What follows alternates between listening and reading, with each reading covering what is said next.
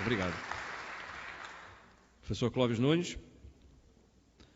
O senhor falou que Allan Kardec era maçom, ou foi maçom.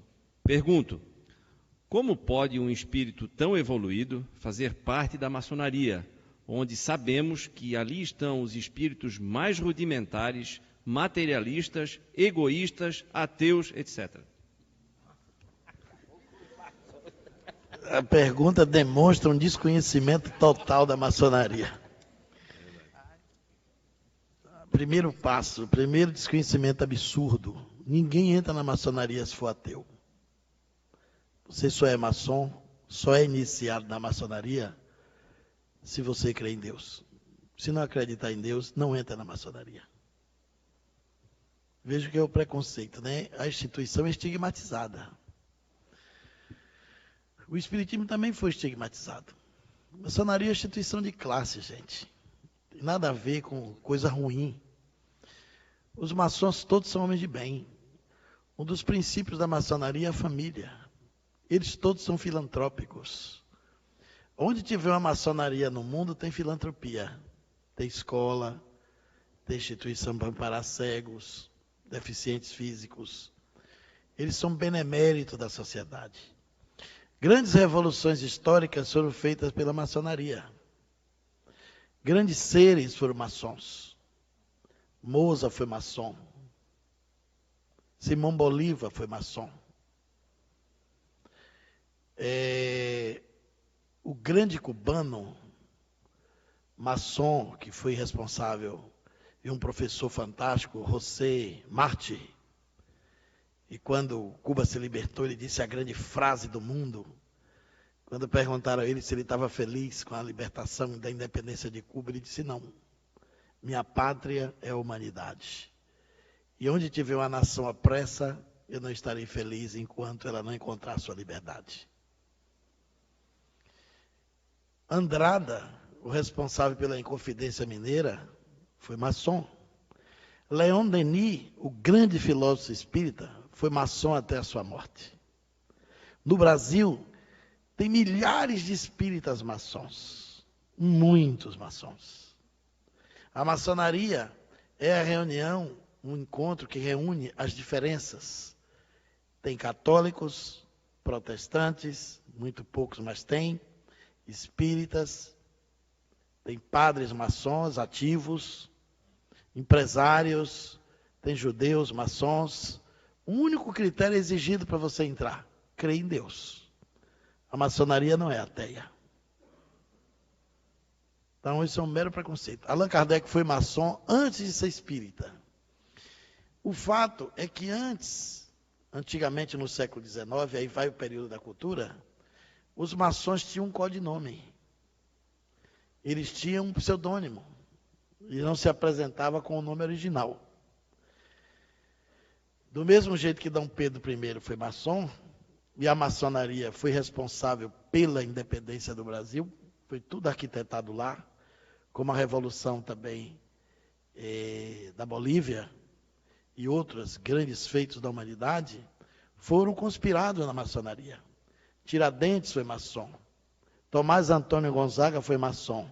A Inconfidência Mineira toda foi maçônica. Então tem muitas coisas maravilhosas da maçonaria. E o grau 9º da maçonaria é um grau esotérico, onde se tem muito de espiritualidade. Eu não sou maçom, mas conheço a instituição. E fui numa loja maçônica em Curitiba, convidado para uma palestra. Uma loja belíssima, onde eu vi um dos poemas mais incríveis, em uma mesa de granito preto, e uma luz em cima, as letras cravadas no granito, em baixo relevo, branco, e uma caveira perfeita, quase polida, belíssima. Tem gente que não acha beleza na caveira, mas essa era bonita. E na frente da caveira tinha um verso, e você lia assim: ó mortal que aqui me vês, nesse estado em que hoje estou, eu já fui como tu és, um dia serás como hoje sou. todo maçom tem o seu túmulo antecipado, devidamente cadastrado, para saber onde vai ser sepultado. Eles acreditam na vida após a morte. Eles chamam de Grande Oriente Eterno. É claro que é uma instituição toda simbólica. A maçonaria foi a guardiã do conhecimento humano na época que você não tinha como se libertar das opressões, não tinha direitos. Ela foi a instituição que guardou direitos, que garantiu a defesa das pátrias, os direitos civis, garantiu muita coisa útil. Então eu sei que a pessoa está no senso comum da maçonaria, que pensa que lá tem um bode preto, que eles fazem culto ao demônio. Também já pensaram isso no espiritismo. Ainda tem gente que pensa hoje em dia. Então, é importante conhecer isso. A pergunta, de qualquer forma, revela a necessidade de conhecer. Quando Allan Kardec se tornou espírita, ele ficou sendo um maçom adormecido. Porque não existe ex-maçom. Você, quando não passa a frequentar, você é chamado de maçom adormecido. Eu estudei, durante 6 anos, fenômenos paranormais dentro da ordem maçônica. Tem muitos fenômenos lá. Que é uma instituição milenária e guarda muita coisa interessante. E é uma instituição benemérita, que merece todo o nosso respeito, nosso aplauso e consideração. Claro que tem os maus maçons, mas também tem os maus cristãos, tem os maus espíritas, tem os maus padres, né? Tem os maus profissionais, tem os maus médicos, tem os maus advogados. Isso não macula a instituição. É um crime da estrutura humana. É um defeito humano que está em todas as posses e em todos os lugares. Então, Allan Kardec foi maçom, frequentou a loja de Leon Denis e os princípios que estão lá na Gênesis, aquelas frases portentosas de Deus, o grande arquiteto do universo, isso é maçônico. A ideia de trabalho, solidariedade e tolerância é maçônico. O princípio, o lábaro da Revolução Francesa, de igualdade, liberdade e fraternidade, é maçônico. Vem da maçonaria. Eles trouxeram e Allan Kardec incorporou. Na Revista Espírita, o espírito de Jacques Demolay se comunica, evocado na Sociedade de Estudos Espíritas de Paris, e sugere que o espiritismo faça uma aliança com a franco-maçonaria francesa e com a maçonaria europeia para expandir a doutrina na divulgação pelo mundo. E essas comunicações de Jacques Demolay, que é um mito da maçonaria, que foi um personagem templário, porque a maçonaria remonta ao tempo dos essênios, é uma instituição, portanto, milenária, trouxe essa abordagem que está na Revista Espírita. Quando eu fui ao Japão pela primeira vez, eu levei um fato paranormal maçônico que aconteceu na estação de Gez, em Paris. Eu pesquisei esse caso na Rua do Lavradio, na Biblioteca Maçônica, no Rio de Janeiro, que é uma das bibliotecas mais ricas do Brasil. São vários andares repletos de livros que estão esgotados, verdadeiras preciosidades do conhecimento literário em língua portuguesa. Só tem livro bom, portentoso. A história de Valdomiro Lorenz, que eu acabei de contar há pouco, eu li na Biblioteca Maçônica, comentava aqui antes da pergunta, Valdomiro Lorenz era maçom. E era espírita, e médium, e professor de Esperanto, e o maior filantropo que tinha na época. E eu descobri nessa biblioteca uma história poderosa. Como eu ia para o Japão pela primeira vez, eu queria chegar com um fato interessante. Entrei na Rua do Lavradio e subi na biblioteca para pesquisar uma outra coisa. Encontrei um fato espetacular. Quando Franklin Roosevelt quis jogar bomba em Hiroshima e Nagasaki, o presidente americano, que era pastor protestante e cristão, pediu o apoio da maçonaria. Porque a maçonaria até hoje tem muita força no mundo. Só no Brasil, o Grande Oriente, que são 2 potências, a Grande Oriente tem mais de 2.300 lojas. Você tem a Grande Loja e tem o Grande Oriente do Brasil, são 2 potências. Aí o Franklin Roosevelt pediu apoio da maçonaria para jogar bomba, porque ele não queria ficar sem lastro, sem suporte. A estação de Guess reuniu os veneráveis de toda a maçonaria francesa e da base da Europa. Se reuniram para decidir se apoiava ou não a jogada da bomba nas duas cidades de Hiroshima e Nagasaki, a bomba atômica. Mais de 30 oradores se inscreveram para falar. Na última hora, um orador francês. E geralmente era colocado pela ordem do grau maçônico para falar.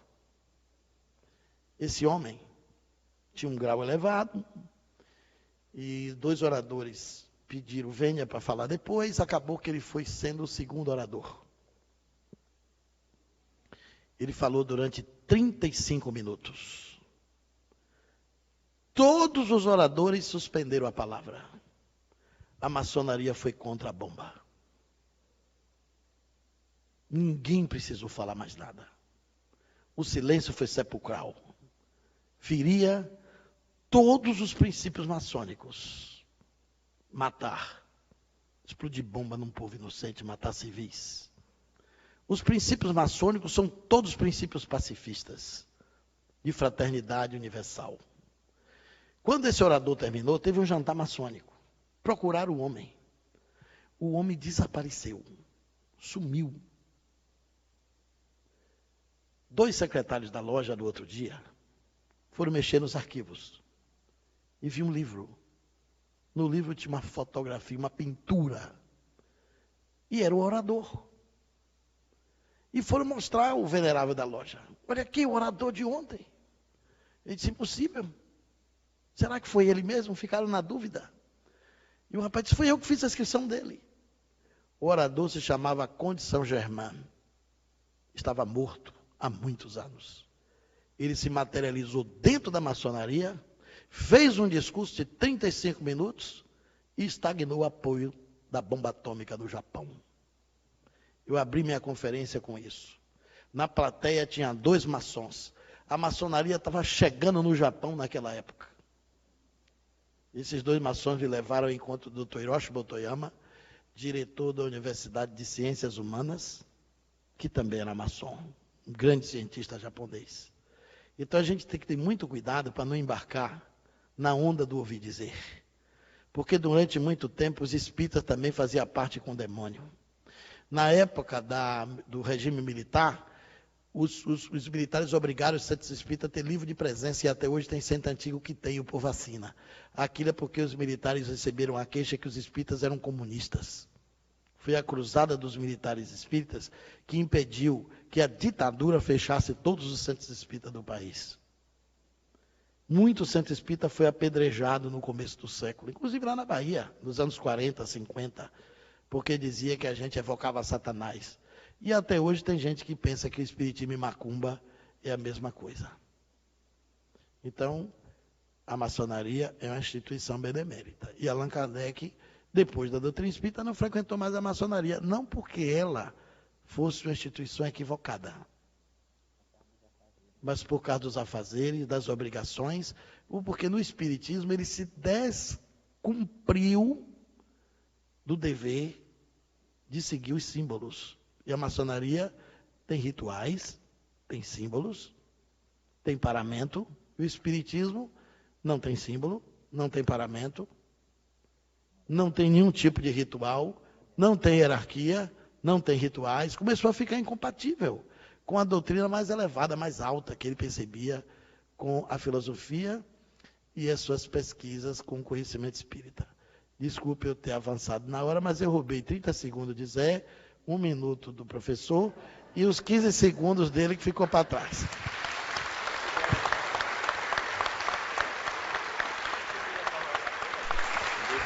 Eu queria só fazer um complemento, porque, isso aqui, olha, não é uma biblioteca ambulante. Olha, gente, olha, meu Deus do céu, olha, até eu estava cansado, passou meu cansaço, porque eu estou aprendendo, né? A gente está sempre aprendendo. Eu queria fazer só uma alusão, eu não conhecia a maçonaria. Eu via muito falar, ler e tudo mais. E o ano passado, eu acho que foi o ano passado, né? Foi eu, você e Débora. A gente foi receber um convite de uma loja para dar uma palestra por causa de um livro atiçou muito eles, que se chama o livro Arqueologia do Ser, né? Que eles estudam inclusive lá. E nós fomos convidados a uma palestra e tudo mais, tinha que ser convidado, foi o pessoal. E eu tinha uma curiosidade muito grande, né? Olha, acreditem que lá eu dei uma das melhores palestras da minha vida, não foi? Foi até eu que sou crítico de mim mesmo, que eu nunca... Foi um negócio fantástico, a energia.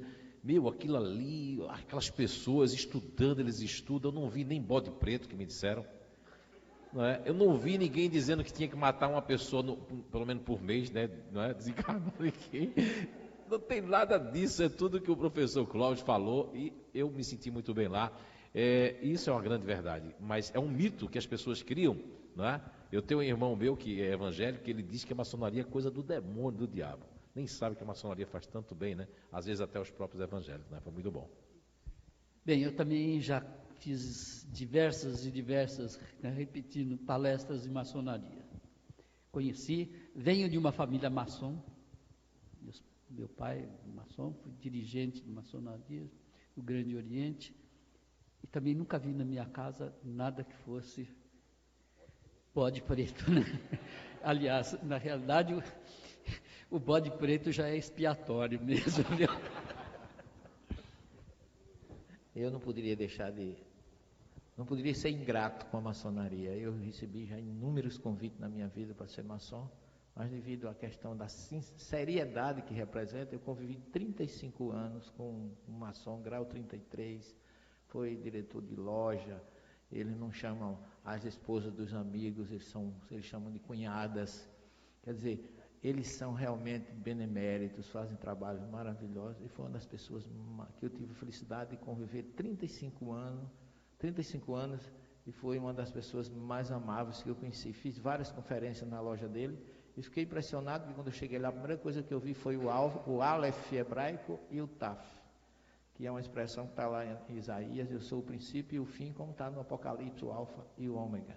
E eles cultuam também a Arão, irmão de Moisés, que é o representante da espiritualidade no judaísmo. Então é uma instituição que, até onde eu conheço, muito séria, muito respeitável, e que nós espíritas jamais poderemos pensar ou ter esse pensamento da maçonaria.